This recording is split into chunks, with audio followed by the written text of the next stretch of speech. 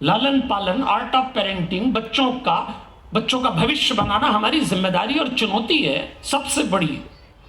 याद रखना, आपके पास ये जो बच्चे हैं, ये बच्चे नहीं पूंजी हैं, पूंजी।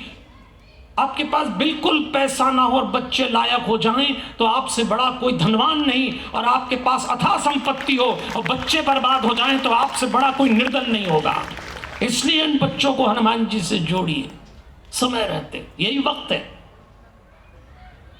हमारे पास जब बहुत सारे माँ बाप आके बच्चों का रोना रोते हैं तो मैं एक प्रश्न पूछ रहा हूं, आपसे भी पूछता हूं, कितने माता पिता ऐसे हैं जिनके घर में 21 साल से कम उम्र का बेटा या बेटी है, और जब वो रात को सोता है या सोती है तो क्या उनके माँ बाप को ये मालूम है कि ठीक नींद आने के पहले आपका बेटा या आपकी बेटी का अंतिम विचार क्या होता है? मेरी बात को ध्यान से सुनिएगा और दिमाग में बैठा के ले जाइएगा।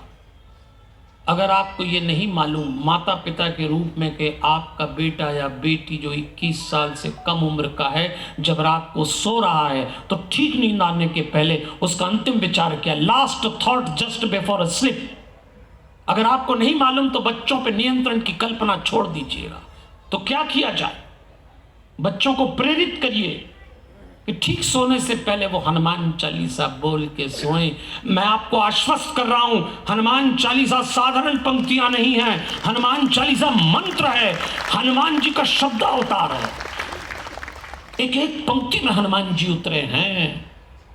इसलिए सोने से पहले बच्चों को कहिए।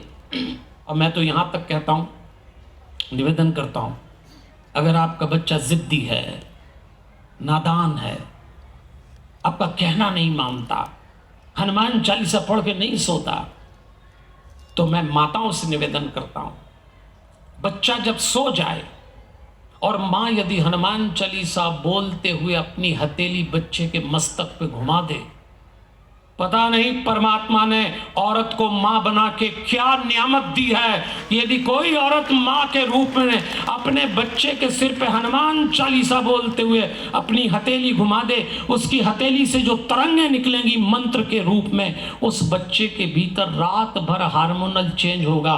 कैसा ही नेगेटिव बच्चा हो, कैसा ही जिद्दी उपद्रवी हो, 6 महीने में आप असर पाएंगे। इतना तो किया जाना चाहिए, इतना तो किया ही जाना चाहिए।